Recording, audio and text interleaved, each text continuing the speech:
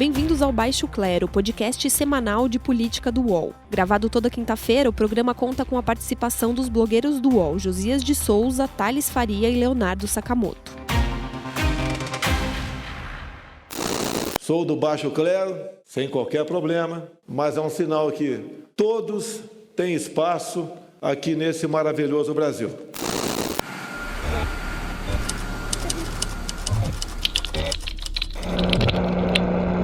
Olá, começa agora mais um Baixo Clero, o podcast de política do UOL. Estou aqui em São Paulo, Leonardo Sakamoto, e os dois temas do programa de hoje serão, primeiro, as propostas de emenda constitucional encaminhadas pelo governo Bolsonaro, que na verdade propõem uma mudança profunda na economia do país, e o mega leilão de blocos de exploração do pré-sal, que não foi exatamente o que o governo esperava. Acompanhado do ministro da Economia, o presidente Jair Bolsonaro veio pessoalmente ao Congresso entregar as propostas do chamado Programa Mais Brasil. O governo anunciou medidas que prometem distribuir mais recursos para estados e municípios e aumentar os investimentos públicos. São recursos para estados e municípios. Entre 400 e 500 bilhões de reais nos próximos 15 anos serão transferidos para estados e municípios para saúde, educação, saneamento, segurança. Essa proposta vai ser trabalhada pelos senhores, vai ser aperfeiçoada. Este parlamento, esta legislatura foi eleito para fazer as coisas acontecerem. No estúdio do UOL aqui em São Paulo está um convidado desta semana, o jornalista econômico José Paulo Kupfer. Zé Paulo, muito bem-vindo à nossa humilde casinha aqui. Não sou jornalista econômico, eu sou jornalista de economia, porque infelizmente eu não sou econômico, eu não consigo poupar quase nada. Eu também vivo no vermelho. Olha, e em Brasília nós temos o glorioso Josias de Souza. Josias, tudo bem?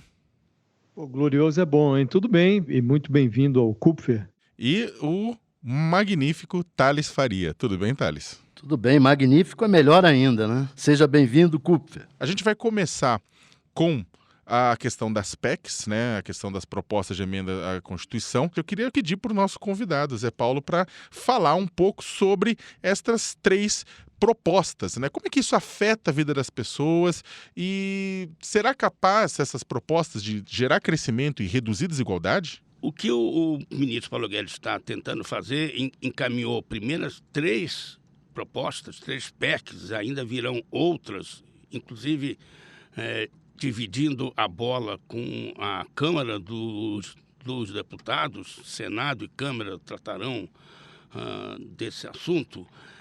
Na verdade, é uma mudança constitucional nos aspectos fiscais e do capítulo de direitos sociais da Constituição.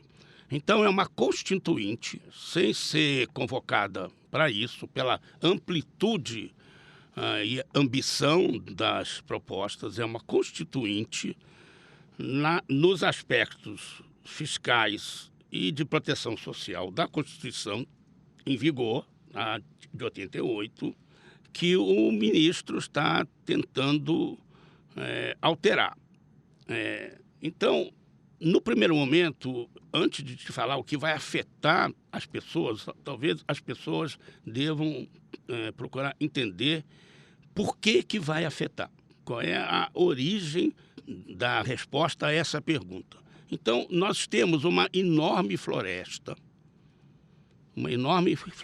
de medidas, não vieram todas ainda, vai vir mais, e a gente não pode olhar a árvore, a gente deve olhar de fato, a floresta primeiro.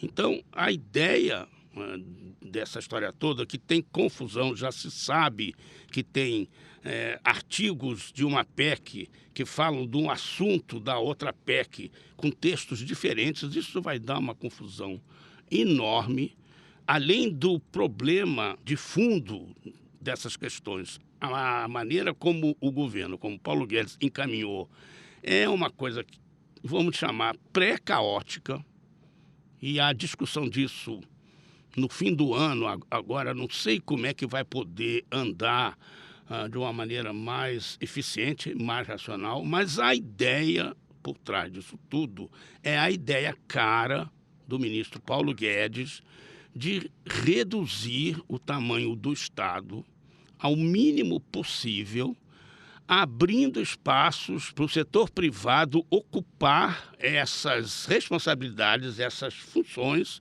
do setor público que seria retirado. E aí que é preciso ver, o setor privado vai conseguir fazer isso? Terá condições de fazer isso? A situação da economia permite isso. A existência de uma enorme desigualdade social e de índices alarmantes de pobreza permitem que essa transferência, essa transição seja bem sucedida e a economia cresça e o bem-estar social cresça também? É a grande pergunta e o meu spoiler aqui, basicamente, é que a resposta é não. Na sua opinião, Thales, quais são as chances dessas medidas serem aprovadas? Foram escolhidos 3 relatores, um para cada PEC.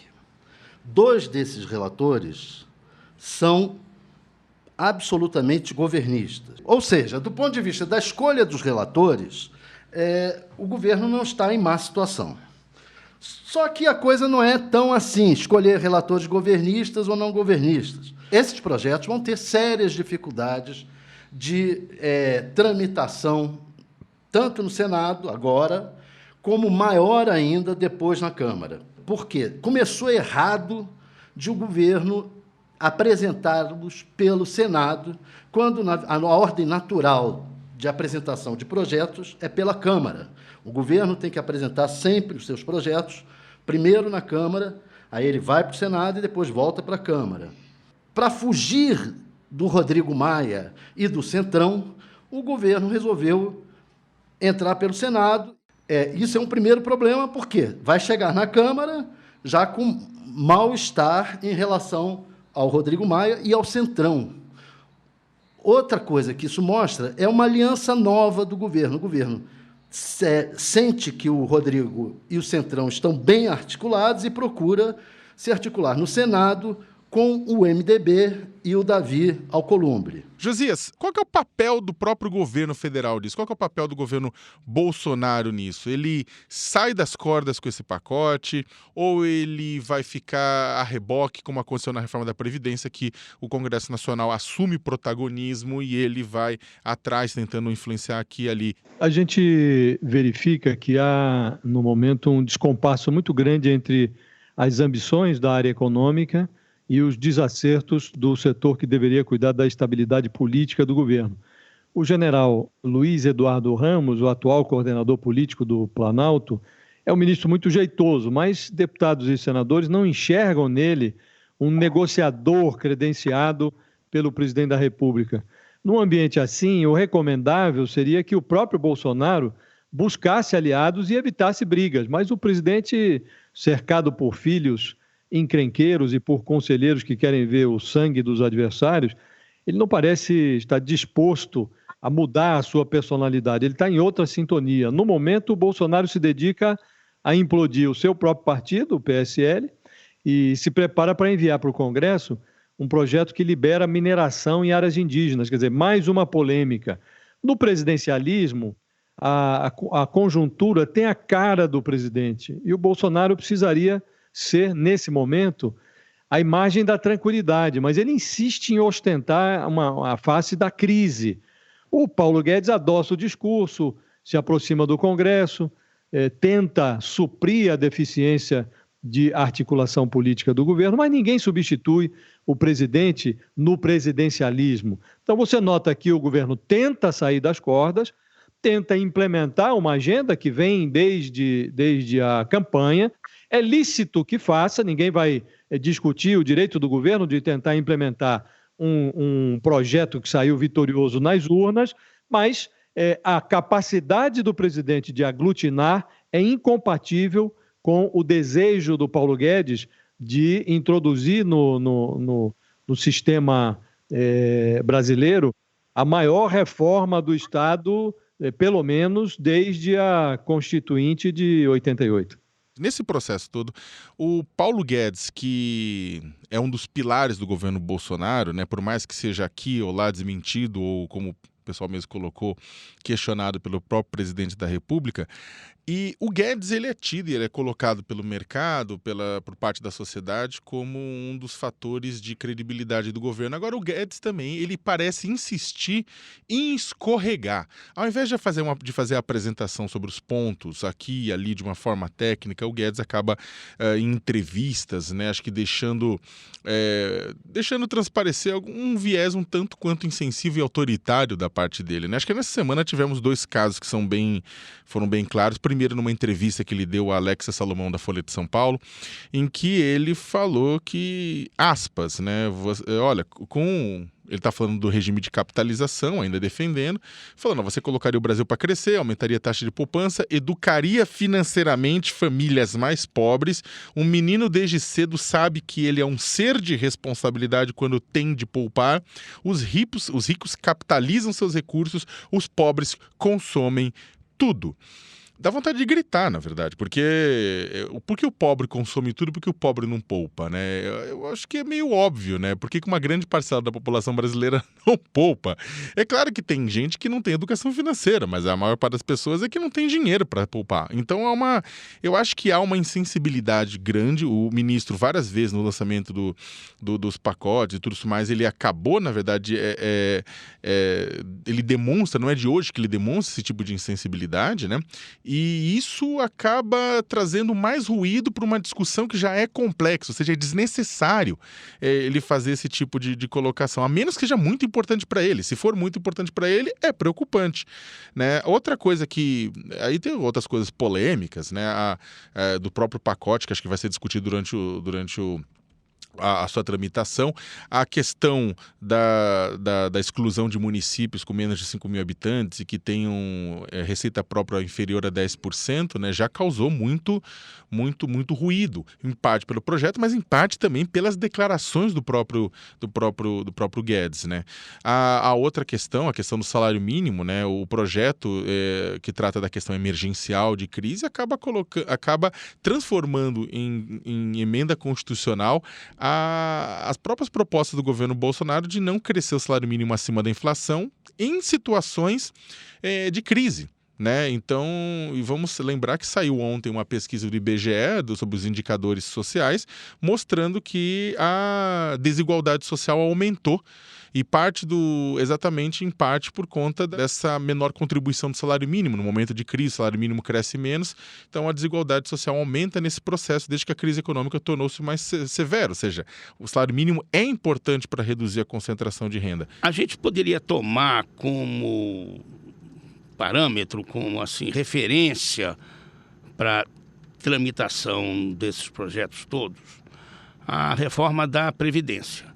É uma coisa cheia de pegadinhas. Ou seja, há uma clara intenção o tempo todo, algumas vezes tentando camuflar, do Paulo Guedes e da sua equipe, é uma clara intenção em reduzir a proteção social que a Constituição vigente mantém. Num país com grande pobreza, ela está aumentando, são 13 milhões e meio de brasileiros na extrema pobreza, não é na pobreza, é na extrema pobreza. Pobres são mais de 50 milhões de brasileiros.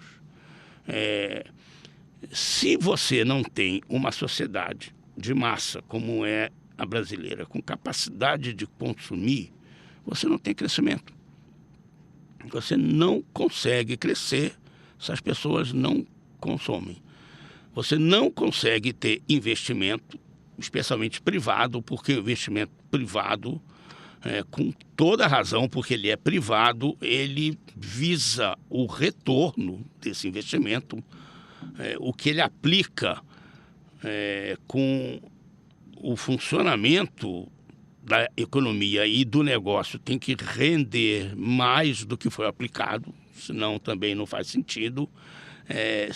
Esse investimento depende do crescimento do país, que depende do consumo. O Zé Paulo toca num ponto essencial. 13 milhões e meio de estômagos sobrevivendo com R$145 por mês é um flagelo que não se pode negligenciar, né? Eu estava fazendo a conta, isso dá R$36,5 por semana, R$4,83 por dia. Num ambiente assim, e esse ambiente vem se deteriorando desde 2014, quando a Dilma Rousseff arruinou a economia brasileira, uma discussão num ambiente assim sobre liberalismo versus políticas sociais e tal, isso tende a virar um debate indigesto, né? Então, acho que uma coisa não pode excluir a outra, e o Paulo Guedes sempre tem uma tendência para excluir. É só notar as observações que ele faz sobre o Chile. Agora, eu acho que também não dá para a gente ficar num modelo que se mostrou ruinoso e não fazer nada. Então, acho que o governo está tomando a iniciativa. Assim como ocorreu na reforma da Previdência, o Congresso pode aperfeiçoar isso e tirar os exageros, né? Mas eu acho que a ideia de reformular o Estado, de tirar o que há de inoperante no Estado e dar mais liberdade para a iniciativa privada, me parece ser uma boa linha. Evidentemente, você tem que excluir desse pacote que o governo está mandando os exageros, que cabe ao Congresso fazer isso, né? Josias, eu queria pontuar duas questões aí. Uma é o seguinte, o Paulo Guedes está mais queimado dentro do Congresso hoje do que antes. Ele não está com uma boa relação pessoal que tinha com o Rodrigo Maia e ele participou dessa opção, ativamente dessa opção do Bolsonaro pelo Senado. Ele foi lá na apresentação, ele tem estado muito mais ligado ao Senado e ele está queimando projetos da Câmara, como o projeto da reforma tributária. Isso está fazendo, piorou a situação dele dentro do Congresso. A outra coisa é o seguinte, vem a eleição municipal do ano que vem. O tempo do Paulo Guedes é curto. Ou eles aprovam até abril, quando é o prazo de desincompatibilização e, de fato, começa a campanha, ou não aprova mais, vai ser complicadíssimo. E se a economia não for retomada até meados do ano que vem, eu acho que a cabeça do Paulo Guedes entra a prêmio, porque nem o Bolsonaro não é nem liberal, nem não liberal, estatizante, ele não é nada. Ele vai querer... Vem cá, o Guedes, eu vou perder as eleições? O Guedes está em sérios apuros. Tem um tema também que é impossível a gente não tocar, porque foi manchete dos portais, jornais, revistas, telejornais, que é a questão do mega leilão dos blocos do pré-sal. O chamado mega leilão de petróleo do pré-sal arrecadou hoje 70 bilhões de reais. Foi menos do que se esperava. Teria que necessariamente, após a licitação, negociar um acordo com a Petrobras para compensar a Petrobras pela sua entrada. Isso gerou um grau de incerteza.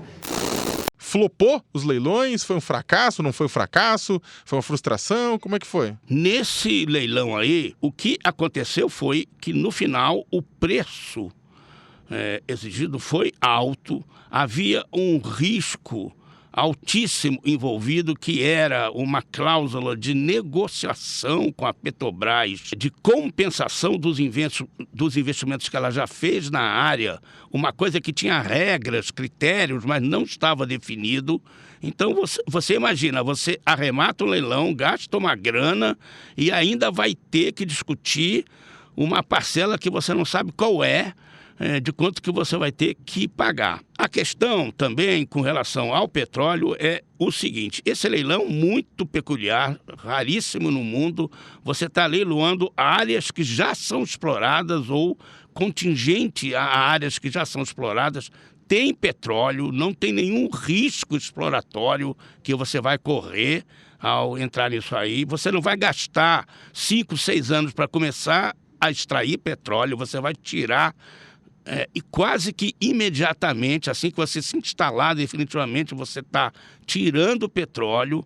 Ou seja, também não é problema de que petróleo está em descendência no mundo, etc. e tal. O petróleo, de fato, está na descendência. Isso vai ocorrer com mais clareza a partir de 2040. E a descendência virá mais fortemente dos países mais ricos, mais desenvolvidos, Europa, etc. e tal. China e Índia, que vão puxar crescimento mundial nas próximas décadas, continuarão demandando. E o Brasil provavelmente vai ser um fornecedor importante desse mercado, especialmente para esses dois grandes consumidores que continuarão usando petróleo. O problema desse leilão e dos próximos é o seguinte: você destinar o dinheiro deles para ajuste fiscal é uma ideia, ok, e também serve, nós estamos vendo, de moeda de troca no Congresso. Mas era o caso de pensar, será que não era o caso de usar isso para infraestrutura, para tornar a economia desse país mais competitiva e aí gerar atividade econômica, produção, receita tributária para os estados e municípios terem melhores condições de fazer a sua gestão? Eu concordo plenamente aí com o Kupfer. Tem um problema de modelagem desse leilão, as regras afugentaram as petroleiras estrangeiras, preço muito alto, compensações à Petrobras que ninguém sabia exatamente qual era o valor. Dinheiro não convive bem com interrogação. Mas eu acho que, para além desse debate sobre a modelagem, que o governo agora vai ter que remodelar, nós tivemos 2 leilões, um mega, ou que se pretendia mega, que seria de mais de 100 bilhões, e um outro na sequência, bem mais modesto, alguma coisa um pouco acima de 7 bilhões de reais, e mesmo nesse segundo, onde se esperava a presença das petroleiras estrangeiras, eles não foram, não apareceram. A Petrobras, com uma parceria, com a participação michuruca de estatais chinesas, ela praticamente foi a protagonista desses 2 leilões. Então, inevitavelmente, certo como o nascer do sol, vai haver um debate nos próximos dias que vai ultrapassar a modelagem do leilão, vai se debater o efeito da instabilidade política sobre o ânimo dos investidores. Porque você tem hoje, no momento, você tem um presidente brasileiro que não dispõe de relação azeitada com o Congresso, briga com a maior rede de TV do país, despreza meio ambiente, tem 3 filhos encrenqueiros, briga com a vizinha Argentina, que é a 3ª maior parceira comercial do Brasil. Quer dizer, submetido a um cenário como esse, o investidor estrangeiro olha e talvez prefira investir o seu dinheiro no inferno a jogar dinheiro no Brasil. Então, esse debate vai acontecer. O leilão do petróleo não tem muito a ver com a instabilidade provocada pelo Bolsonaro, mas, evidentemente, esse debate vai surgir. Zé Paulo, para o nosso ouvinte, para nosso ouvinte que está nos escutando agora, que não entende de economia, que não manja dos Paranauê, que não faz ideia do que seja uma PEC de emergencial, pacto federativo, mega leilão de petróleo, o que esta semana vai impactar ou vai influenciar na vida do cidadão comum? Infelizmente, não dá para saber, por enquanto, o que vai produzir de impacto direto na vida de cada um de nós. Mas dá para a gente ter uma ideia bastante clara do que vai acontecer. Tudo isso, em teoria, está sendo armado, montado, processado para aliviar as contas públicas, equilibrar as contas públicas, reduzir gastos diante de receitas insuficientes e liberar, portanto, a capacidade de investimento tanto do governo quanto do setor privado que, sem o temor de que o governo vai dar calotes na sua dívida e tudo mais, em teoria se ficaria estimulado a investir. Investimento significa crescimento futuro da economia.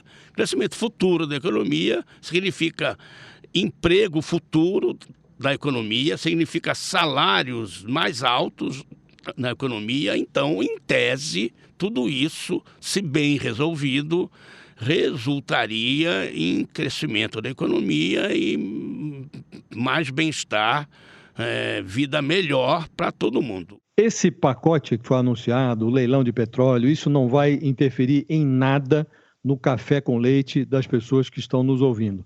está acontecendo agora é uma tentativa do governo de influir na confiança. Essa é a palavra que interessa no momento econômico brasileiro. O governo segue devendo o pacote para geração de empregos formais, né, de estímulo. É claro que o estímulo depende de crescimento de economia, mas há também coisas que o governo pode fazer.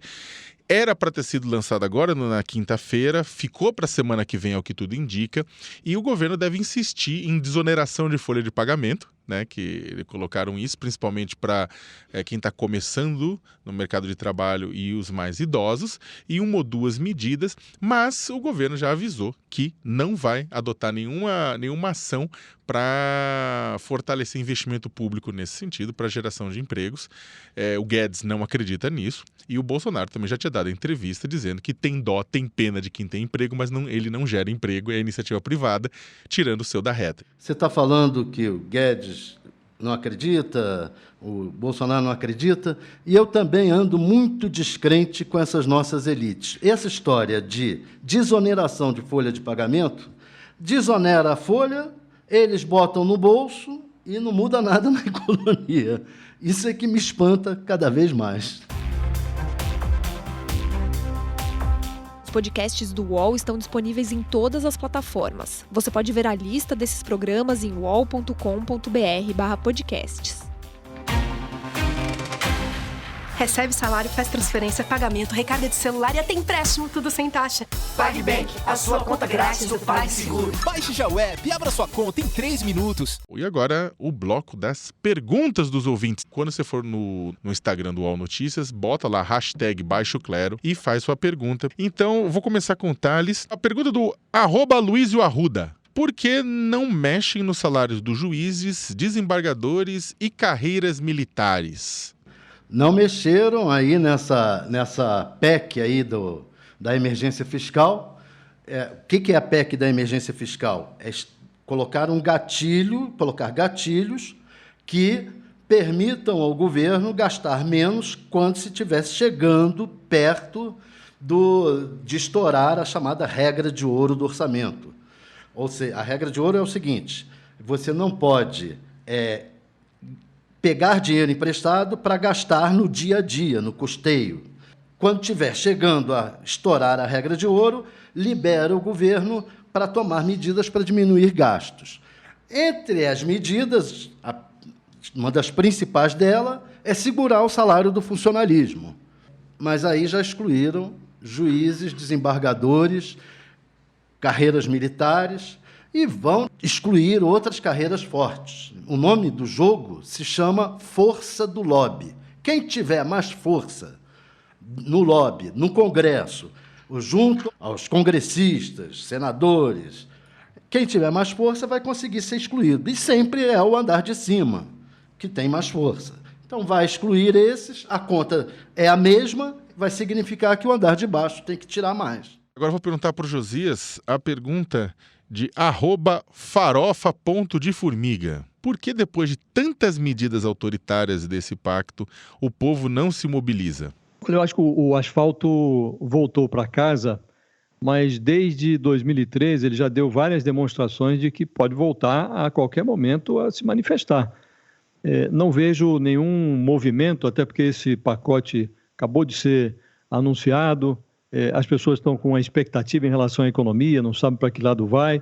Mas, nesse momento, o que mais atiça o meio-fio, a meu ver, é uma reviravolta que o Supremo está promovendo em relação à regra que permite a prisão de condenados na segunda instância. A volta do cenário em que corruptos e bandidos, em geral, podem recorrer em liberdade contra as sentenças, até a prescrição dos crimes, isso parece denunciar um desejo incontido da Suprema Corte Brasileira de acordar o asfalto. As atenções agora vão se voltar para o Congresso, vai ter uma pressão ali para modificar a Constituição e restabelecer a prisão na segunda instância. Acho que isso tem potencial para servir de fagulha para devolver as pessoas à rua. Você junta com tudo isso a miséria extrema e essa insatisfação latente, o Chile está aí para demonstrar que a rua pode acordar a qualquer momento, e o brasileiro já deu demonstrações de que não é aquele ser pacífico que se imaginava. Eu vou ficar com uma pergunta aqui do @Valnandes. Qual a análise sobre medidas como a extinção de pequenas cidades? A ideia desse processo, o próprio presidente falou em entrevistas, é que ele falou, tem um município que não se sustenta por si, então por isso a gente vai agregar, vai unir até 3 municípios com municípios maiores. A chance disso ser aprovado é quase nenhuma. Os prefeitos, principalmente do interior do Brasil, já estão chiando. Assim que a medida foi divulgada, os gabinetes de deputados e senadores receberam um rosário de ligações e reclamações, né? Por mais que a medida valesse após 2023, há uma dificuldade muito grande da base desse eleitorado aceitar isso, né? O Guedes falou que isso teria surgido de conversa com o Senado, mas é muito difícil. O pessoal está analisando, inclusive, essa medida como uma espécie de bode na sala do conjunto de PECs, né? Da mesma forma que tivemos a questão do BPC, entre outras, na reforma da Previdência, que foi visto como um bode na sala, algo mal cheiroso para concentrar o debate público e depois ser retirado, muita gente está encarando essa questão dos municípios como um bode na sala. O governo já fala, vamos alongar o período de tempo para poder extinguir, mas a possibilidade de passar é muito pequena porque, afinal de contas, deputados e senadores, antes até do interesse público, o objetivo deles é a autossobrevivência. E com isso, terminamos o Baixo Clero desta semana. Eu quero agradecer ao pessoal de Brasília, aos amigos Josias de Souza. Abraço e boa semana a todos. Agradecer também ao Thales Faria, em Brasília. Um grande abraço aos ouvintes. E agradecer especialmente o jornalista José Paulo Kupfer, que escreve sobre economia e que, muito gentilmente, veio conversar com a gente aqui no estúdio em São Paulo. Obrigado, Kupfer. Eu aqui fico grato. Uma boa semana a todos e aos ouvintes também. É isso, gente. Acompanhe o Baixo Clero. Até semana que vem. Chega ao fim esse episódio do Baixo Clero. Lembrando que você também pode conferir as melhores análises sobre o cenário político atual nos blogs dos nossos comentaristas no portal UOL. Baixo Clero tem pauta e edição de Maurício Duarte, edição de áudio de Jefferson Barbosa e coordenação de Diogo Pinheiro.